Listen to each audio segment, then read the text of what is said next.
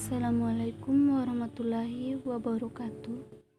Ini adalah proyek UAS pengetahuan komputer yang dibuat oleh Bunga Natasha Amsa, yaitu saya sendiri dengan NIM 240-320, kelas 1A, Program Studi Manajemen Bisnis Syariah, Fakultas Ekonomi dan Bisnis Islam, Institut Agama Islam Negeri Palopo. Dosen pengampu yaitu Syaikhul Haq Eskom MPD. Materi pertama, konsep dasar dan teknologi komputer. Pertama yang kita harus ketahui yaitu apa itu komputer. Definisi komputer dari bahasa Latin yaitu computare, dari bahasa Inggris to com, dan dari bahasa Indonesia artinya menghitung. Apa yang dihitung? Yang dihitung adalah alat elektronik, dapat menerima input data, dapat mengolah data, dapat memberi informasi, menggunakan suatu program yang tersimpan di memori komputer, dapat menyimpan program dan hasil pengolahan, bekerja secara otomatis. Komputer secara umum.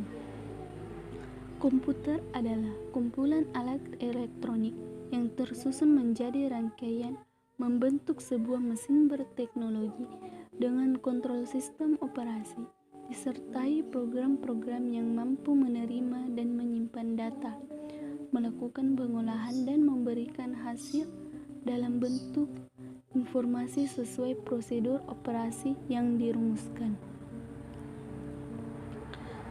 Rumus komputer. Perangkat masukan, input device, perangkat proses, central processing unit, lalu perangkat keluaran, output device. Media penyimpanan, storage device. Sejarah dan perkembangan komputer. Komputer generasi pertama pada tahun 1946 sampai 1959. Ciri-cirinya, sirkuitnya menggunakan vacuum tube. Program dibuat dalam bahasa mesin assembler. Ukuran fisik komputer sangat besar dan cepat panas. Proses kurang cepat dan kapasitas penyimpanan kecil. Memerlukan daya listrik yang besar. Komputer generasi pertama di dunia pada tahun 1946, yaitu ENIAC, Electronic Numerical Integrator and Computer, yang mempunyai bobot 30 ton, panjang 30 meter, tinggi 2,4 meter, dan membutuhkan daya listrik 174 kWh. Inilah dia contoh komputer generasi pertama, yaitu ENIAC dan IBM 701. Yang komputer generasi kedua tahun 1959 sampai 1964. Sirkuitnya berupa transistor, kapasitas memori besar, kapasitas utama sudah cukup besar, proses operasi sudah cukup besar. Komputer yang banyak digunakan yaitu IBM 1401. Komputer generasi ketiga tahun 1964 sampai 1970. Ciri-cirinya menggunakan IC, Integrated Circuit, pemrosesan lebih cepat, kapasitas memori lebih besar lagi, menggunakan listrik lebih hemat, bentuk fisik lebih kecil. Komputer generasi pertama yang digunakan pada generasi ketiga tahun 1965 yaitu IBM S360. Inilah dia contoh komputer generasi kedua yaitu IBM 1401, dan inilah dia komputer generasi ketiga IBM S360. Komputer generasi keempat pada tahun 1970 sampai 1990 menggunakan les Scale Integration atau LSI. Dikembangkan komputer mikro yang menggunakan mikroprosesor dan semikonduktor yang berbentuk chip untuk memori komputer. Komputer generasi keempat yang pertama yaitu IBM 370. Inilah dia contohnya. Komputer generasi kelima sejak tahun 1990-an. Ciri-cirinya menggunakan Very Large Scale Integration atau VLSI, adanya mikroprosesor dan semikonduktor, mengembangkan komputer yang bisa bercakap dengan manusia sehingga bisa meniru telegrasi manusia, dikenal sebagai generasi Pentium. Selanjutnya, komputer generasi ke-6. Ciri-cirinya yaitu generasi masa depan yang nantinya dikenal dengan generasi titanium. Inilah dia contoh komputer generasi kelima dan contoh komputer pada abad ke-21. Komputer yang kita kenal saat ini adalah hasil perkembangan teknologi elektronika dan informatika sehingga bentuk komputer yang asalnya berukuran besar dan membutuhkan tempat yang besar sekarang berbentuk kecil dengan kemampuan yang besar. Kemajuan industri komponen elektronik IC (Integrated Circuit) telah mendorong terciptanya berbagai perangkat chip IC yang beragam dan mendukung berbagai keperluan pembuatan produk elektronik. Manfaat komputer. Yang pertama, komputer sebagai sarana komunikasi, sebagai sarana mempermudah kerja, sebagai sarana hiburan, sebagai alat pendidikan, sebagai sarana informasi, sebagai sarana kontrol, sebagai sarana usaha, dan sebagai sarana alat kesehatan.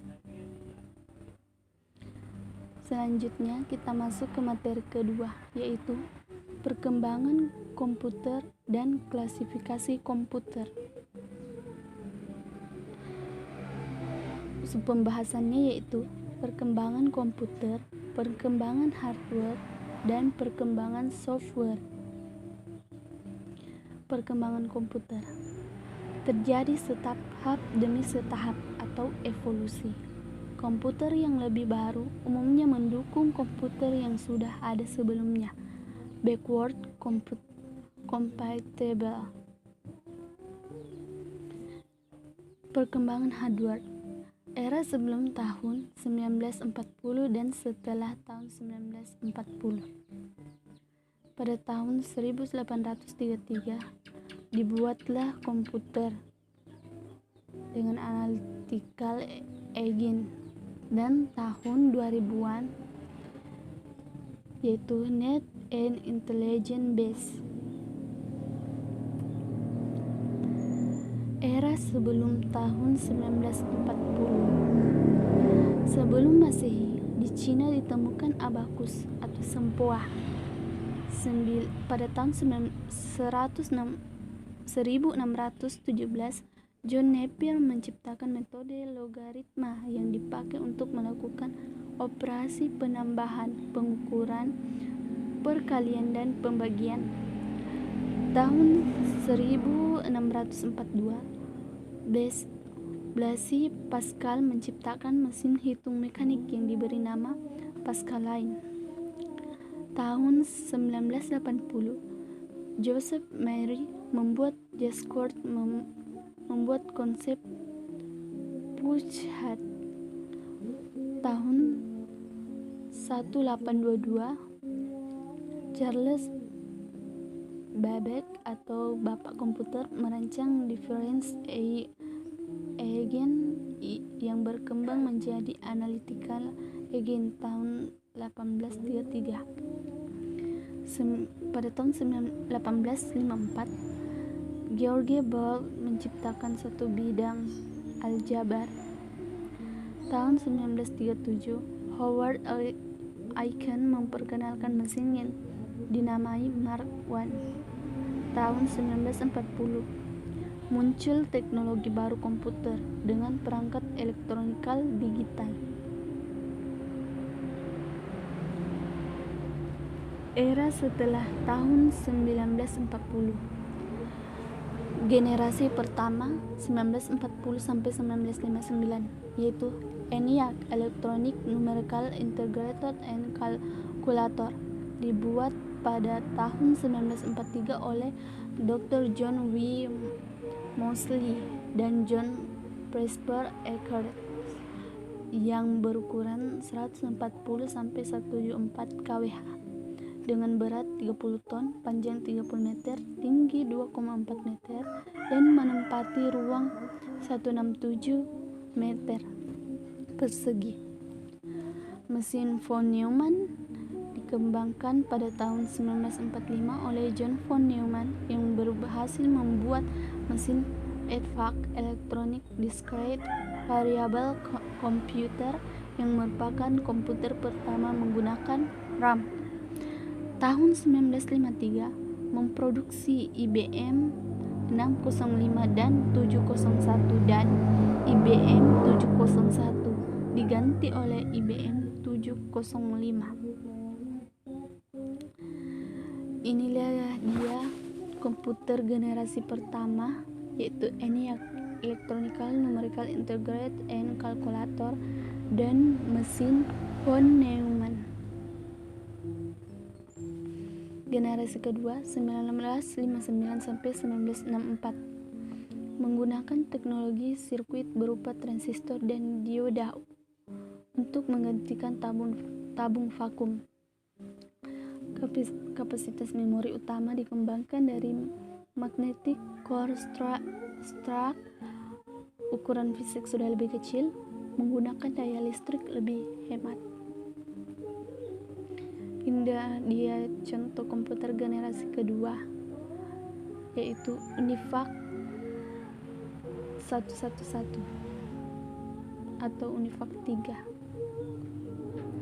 Generasi ketiga 1964 sampai 1970 menggunakan IC, maka kinerja komputer menjadi lebih cepat dan tepat. Peningkatan dari sisi software menggunakan listrik yang lebih hemat, kemampuan melakukan multiprocessing dan multitasking, harga semakin murah, kemampuan melakukan komunikasi dengan komputer lain. Contoh komputer generasi ketiga yaitu IBM S360. Komputer generasi keempat tahun 1970 sampai 1980-an. Ciri-cirinya IC lebih kompleks dan terintegrasi, menggunakan LSI Large Scale Integration yang merupakan padatan beribu-ribu IC dalam sebuah kepingan yang disebut chip. LSI kemudian berkembang menjadi VLSI, Very Large Scale Integration. Perubahan Intel tahun 1970 memperkenalkan mikrokomputer yang menggunakan chip prosesor dengan nama 4004 dan 80 sampai 8080. Inilah dia contoh chip prosesor. Chip prosesor 4004, 8008 dan 8080.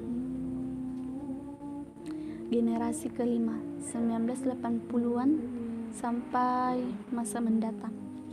Ciri-cirinya mulai diproduksi PC massal oleh IBM. Prosesor yang digunakan 8088 atau 8086 yang menjadi standar komputer saat itu dan menggunakan basis proses 16 bit per satu waktu.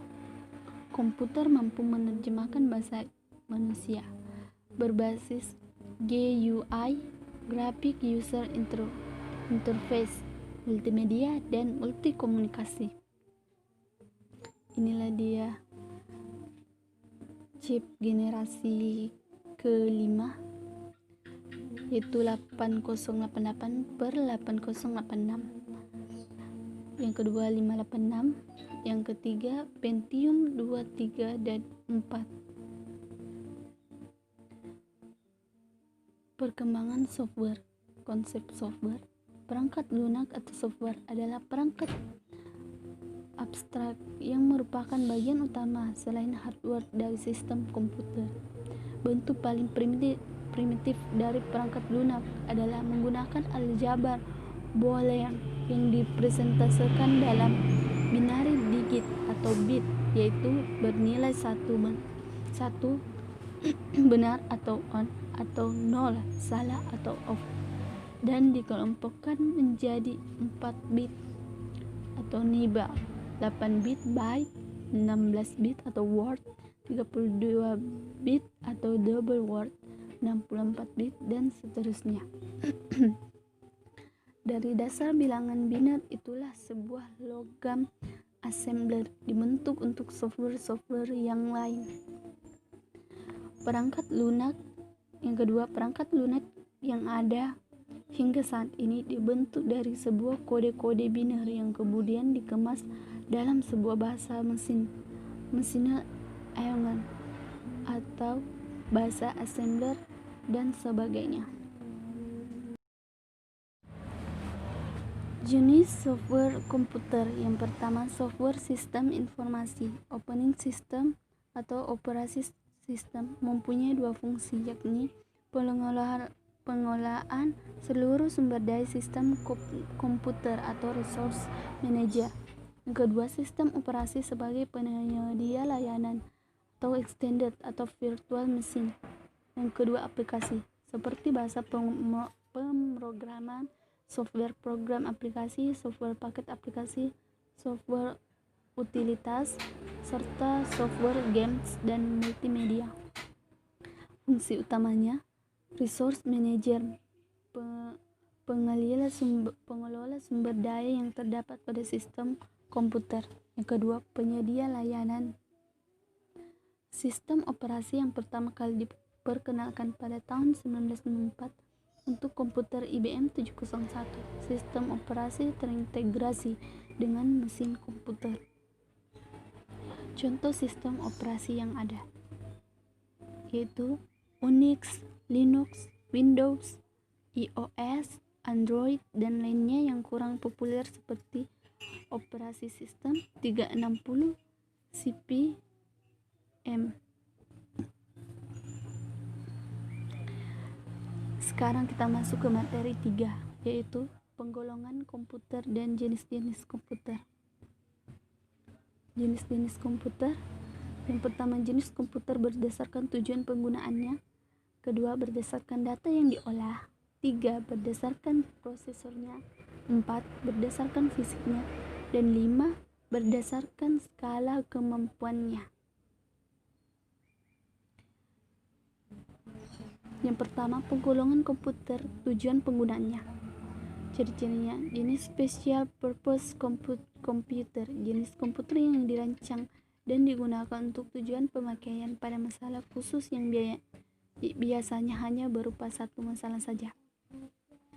Yang kedua, general purpose computer, digunakan untuk menyelesaikan berbagai masalah, dapat digunakan untuk menyelesaikan program yang bermacam-macam dan jenis permasalahan berbeda seperti untuk pengelolaan kata, grafis, dan permainan. Contohnya PC. Yang kedua, jenis komputer berdasarkan data yang diolah. Komputer analog.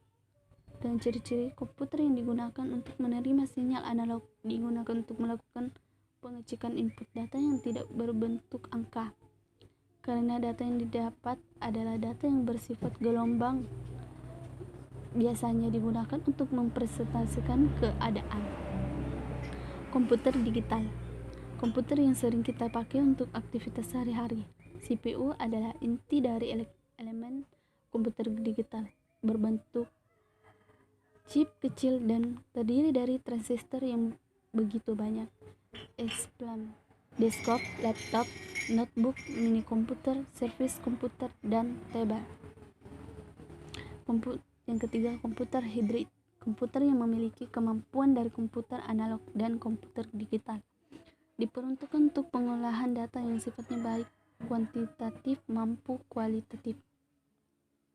Digunakan untuk aplikasi khusus yang biasanya dipakai pada robot-robot sebagai pekerjaan pada pabrik serta digunakan oleh berbagai rumah sakit yang digunakan untuk memeriksa keadaan tubuh pasien. Pada akhirnya komputer ini bisa mengeluarkan berbagai analisa yang disajikan dalam bentuk gambar, grafik, ataupun tulisan. Yang ketiga, jenis komputer berdasarkan prosesornya. Yang pertama, mikrokomputer. Ciri-cirinya, kelas komputer yang menggunakan mikroprosesor sebagai CPU utama. Mikroprosesor, sebuah IC yang digunakan sebagai otak atau pengolahan utama dalam sebuah sistem komputer. Dikenal sebagai personal komputer atau PC, home computer atau small business computer. Yang kedua, mini komputer. Kelas komputer multi-user yang dalam spektrum komputasi berada di posisi menengah di bawah kelas komputer mainframe dan sistem komputer single user seperti komputer pribadi. Istilah mini komputer sudah dianggap kuno dan diganti dengan istilah stasiun kerja dalam dunia Sun Microsystem. Example, workstation.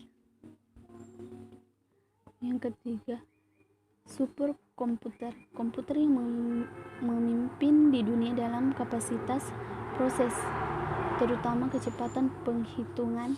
Superkomputer diperkenalkan pada tahun 1960-an, didesain oleh Seymour Cray, dikontrol data computation, memimpin di pasaran pada tahun 1970-an sampai Cray berhenti untuk membentuk perusahaannya sendiri. Cray Research mengambil pasaran superkomputer dengan desainnya dalam keseluruhannya menjadi pemimpin superkomputer selama 25 tahun. Example, IBM Roadrunner. Yang keempat, jenis komputer berdasarkan bentuk fisiknya, yaitu komputer desktop. Ukuran fisiknya lumayan kecil, bahkan sekarang dikembangkan berbentuk komputer desktop yang semakin tipis yang dikenal dengan bentuk desktop slim. Berbentuk desktop ini biasanya dilengkapi dengan bentuk ruang disebut extension slot sebagai tempat untuk cara tambahan. Example, komputer desktop. Komputer power, ukuran fisik relatif lebih besar dibandingkan dengan komputer jenis desktop. Cocok untuk diletakkan di samping atau di tas meja. Memiliki ruang untuk extension slot lebih banyak. Komputer berdasarkan skala kemampuannya. Yang pertama, small scale computer. Komputer skala kecil merupakan komputer yang memiliki kemampuan proses dalam jumlah kecil. Komputer yang termasuk ke dalam kategori ini adalah komputer desktop atau komputer pribadi yang umumnya digunakan oleh suatu orang pada satu saat. Yang kedua, medium scale computer, komputer untuk skala menengah. Komputer yang termasuk ke dalam kategori ini adalah komputer mini yang biasanya melayani penggunanya pada DOM terminal. Sekarang kita masuk ke materi 4, yaitu alat input, alat proses, dan alat output.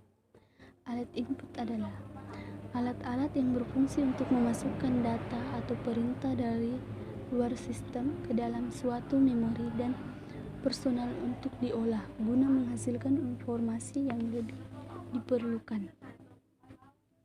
Macam-macam alat input. Yang pertama, keyboard, mouse, scanner, joystick, microphone and handphone, graphic pad, barcode, touchpad, trackball, light pen, kamera digital, handycam, dan webcam. Alat input langsung dan tidak langsung. Alat input langsung yaitu input yang dimasukkan langsung melalui diproses oleh alat pemroses. Yang kedua, alat input tidak langsung melalui media tertentu sebelum suatu input diproses oleh alat pemroses. Contoh alat input langsung: keyboard, mouse, touchscreen, light pen, scanner, optical data reader, sensor. Contoh alat input tidak langsung: key punch yang dilakukan melalui media pushed card atau kartu plong. Yang kedua, key to tape yang merekam data ke media berbentuk pita. Yang ketiga, key to disk yang merekam data ke media magnetic disk, misalnya disket atau hard disk.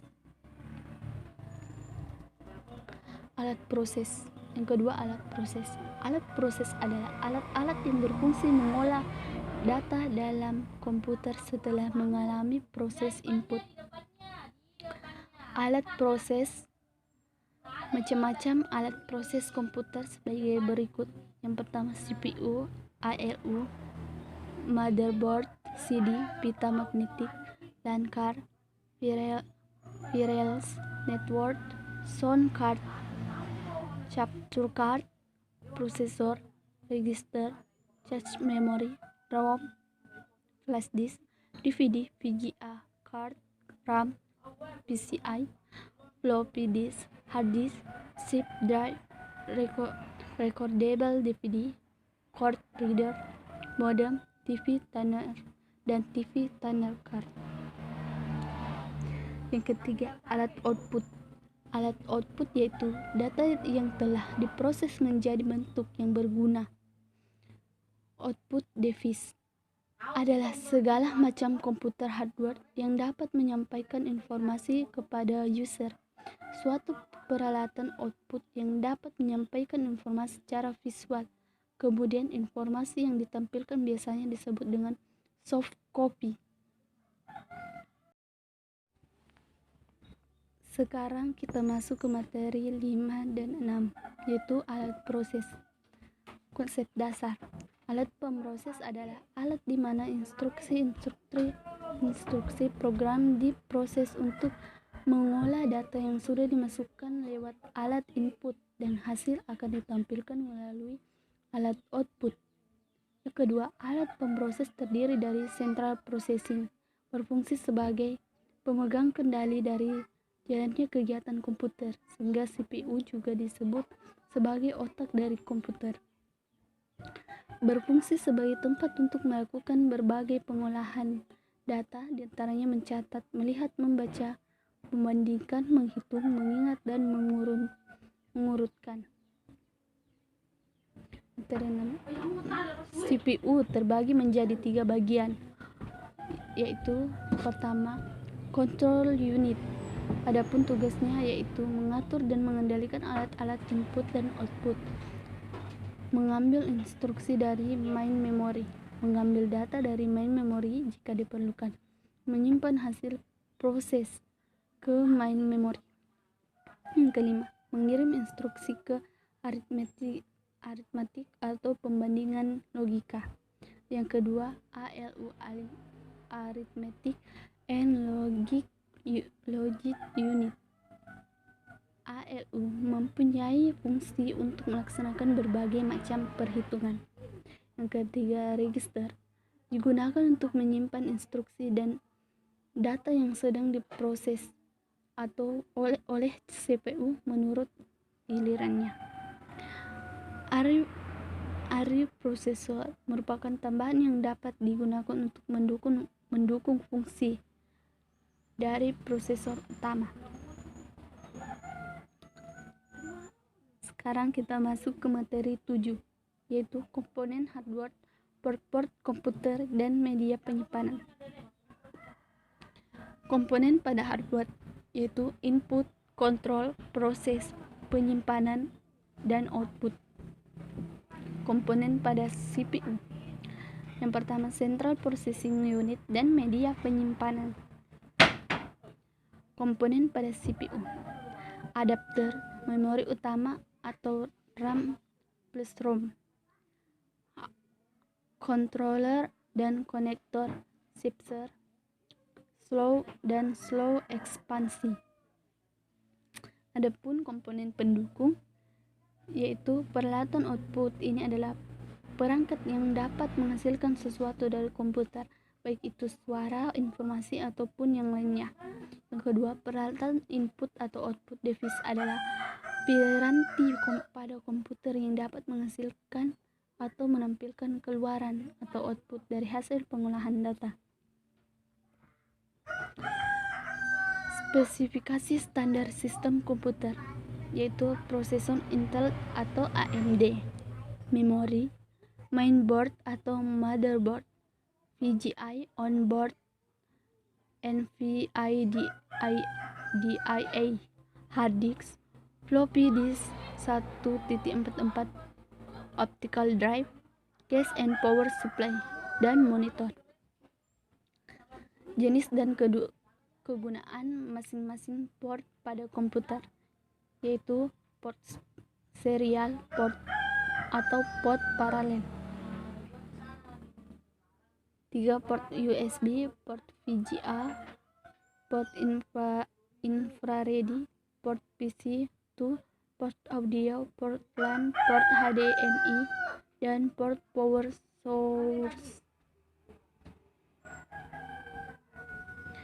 Sekarang kita masuk ke materi 9 karena materi 8 tidak ada, yaitu fungsi dan kegunaan perangkat lunak komputer.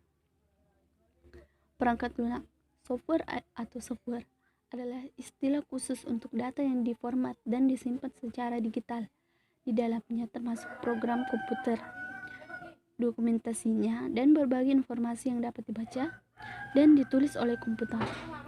Perangkat lunak juga dapat dikatakan sebagai bagian sistem komputer yang tidak berwujud.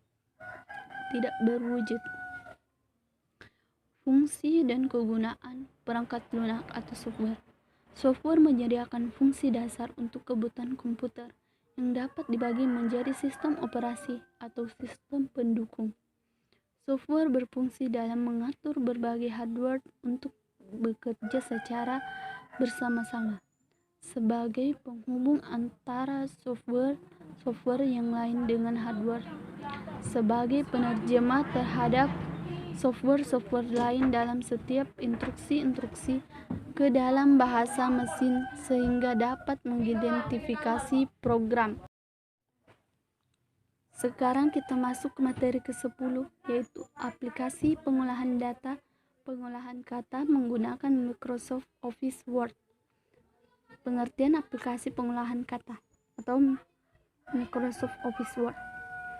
Perangkat lunak pengolahan kata Word atau word processor adalah suatu aplikasi komputer yang digunakan untuk produksi, termasuk penyusunan, penyuntingan, performatan, dan kadang pencetakan segala jenis bahan yang dapat dicetak.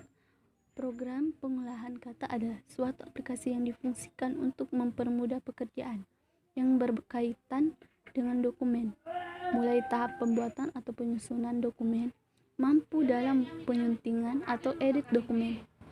Contohnya Microsoft Word, Notepad, dan Sublime. Sejarah aplikasi pengolahan kata. Sejarah terbentuknya aplikasi pengolahan kata yaitu muncul dari keserahan para pengguna mesin ketik manual. Pada waktu itu perkembangan aplikasi pengolahan kata juga bertahap, mulai dari aplikasi pengolah kata yang berbasis grafik pertama kali yaitu Bravos. Kemudian berselang 3 tahun muncul produk pengolahan kata baru dari Microsoft yang diberi nama Microsoft Word. Pada saat itu Microsoft Word diciptakan untuk dapat bekerja dengan baik dengan perangkat IBM PC yang mempunyai sistem operasi Windows. Fungsi aplikasi pengolahan kata. Yang pertama, membuat dan mengedit dokumen seperti surat dan laporan. Kedua, membuat desain amplop. 3. Menyusun secara otomatis daftar isi dan referensi. Keempat, mencetak dokumen yang telah dibuat. Yang kelima, menggunakan dokumen yang dibuat sebagai format PDF. Selanjutnya, materi 11, memahami dan mengaplikasikan beberapa aplikasi pengolahan data menggunakan Microsoft Excel. Microsoft Excel adalah sebuah program atau aplikasi yang merupakan bagian dari paket instalasi Microsoft Office. Berfungsi untuk mengolah angka menggunakan spreadsheet yang terdiri dari baris dan kolom untuk mengeksekusi perintah. Microsoft Excel digunakan di berbagai bidang pekerjaan, baik usaha kecil maupun perusahaan berskala internasional. Adapun beberapa fungsi dan kegunaan Microsoft Excel yaitu membuat, mengedit, mengurutkan, menganalisis, meringkas, dan menformat data serta grafik. Membuat catatan keuangan dan anggaran keuangan. Yang ketiga, menghitung dan mengelola investasi, pinjaman, penjualan, inventaris, dan lain-lain. 4. Melakukan analisis dan riset harga. Selanjutnya, melakukan perhitungan statistika. 6. Membantu berbagai sektor bisnis untuk mempermudah melakukan laporan keuangan. 7. Membuat daftar nilai sekolah. 8. Konversi mata uang. 9. Membuat grafik persamaan matematika dan lain-lainnya. Selanjutnya, materi 12. Mengaplikasikan aplikasi pengolahan data menggunakan Microsoft PowerPoint. Microsoft PowerPoint adalah software untuk pembuatan presentasi. Jika Microsoft Word digunakan untuk membuat laporan yang melibatkan data, angka, dan grafik, maka PowerPoint digunakan presentasikan hasil akhir. Kelebihan fitur Microsoft PowerPoint. Yang pertama, memiliki tampilan slide per slide untuk mempermudah presentasi. Memudahkan memasukkan teks dan gambar. Bisa juga memasukkan animasi dan file video dan audio. Bisa mengimpor nilai dari Word dan Excel. Bisa membuat animasi untuk mempercantik proses peralihan antara slide. Memiliki berbagai desain tampilan yang cukup profesional untuk bisa diterapkan dengan mudah. Memiliki banyak template atau presentasi yang bisa digunakan, terutama yang bersifat open source. Selanjutnya, materi ke-13, memahami dan mendalami aplikasi internet untuk berbagai keperluan, pemanfaatan pengenalan email, dan jejaring sosial. Internet sebenarnya mengacu kepada istilah untuk menyebut sebuah jaringan, bukannya suatu aplikasi tertentu. Karenanya, internet tidaklah memiliki manfaat apa-apa tanpa adanya aplikasi yang sesuai. Internet menyediakan beragam aplikasi yang dapat digunakan untuk berbagai keperluan. Setiap aplikasi berjalan di atas sebuah protokol tertentu. Istilah protokol di internet mengacu pada satu set aturan yang mengatur bagaimana sebuah aplikasi berkomunikasi dalam suatu jaringan. Sedangkan software aplikasi yang berjalan di atas sebuah protokol disebut sebagai aplikasi klien.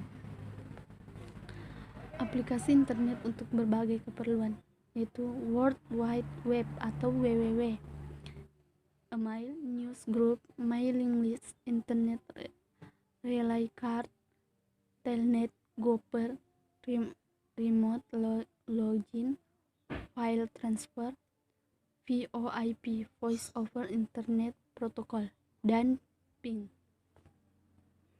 Pemanfaatan pengenalan email sebagai media pengiriman.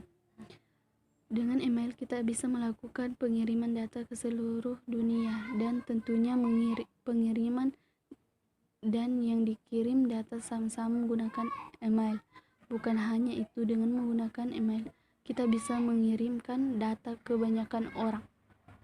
Sebagai media informasi, melalui email kita bisa mendapatkan informasi terbaru dari seluruh dunia yang kita inginkan dengan cara media pelanggan informasi dari media yang kita tentukan. Email untuk mendaftar di berbagai situs karena sebagian besar layanan website saat ini membutuhkan email penggunaan agar bisa melakukan aktivitas di website tersebut. Manfaat jejaring sosial. Yang pertama, membantu mencari dan menggali informasi atau data dengan cepat. Yang kedua, memudahkan dalam memperoleh informasi sehingga manusia tahu apa yang terjadi.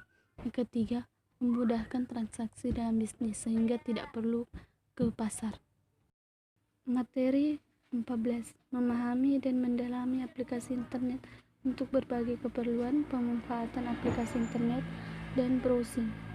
Internet adalah suatu jaringan komunikasi yang memiliki fungsi untuk menghubungkan antara satu media elektronik dengan media elektronik yang lain dengan cepat dan tepat. Jaringan komunikasi tersebut akan menyampaikan beberapa informasi yang dikirim melalui transmisi sinyal dengan frekuensi yang telah disesuaikan. Untuk standar global dalam penggunaan jaringan internet sendiri menggunakan TCP atau IP, Transmission Control Protocol atau Internet Protocol. Berikut beberapa fungsi internet secara umum, diantaranya sebagai media komunikasi, sebagai media untuk mengakses berita, dan sebagai media untuk bertukar sumber daya. Materi ke-15. Peran sistem informasi dalam bisnis. Sistem informasi memiliki peran dalam menunjang kegiatan bisnis operasional, menunjang manajemen dalam pengendalian keputusan, dan menunjang keunggulan strategis kompetitif. Berikut merupakan 5 hal dasar yang perlu diketahui seputar sistem informasi atau biasa disebut 5 area pengetahuan sistem informasi. Yang pertama, konsep dasar, teknologi informasi, aplikasi bisnis, proses pengembangan, dan tantangan manajemen.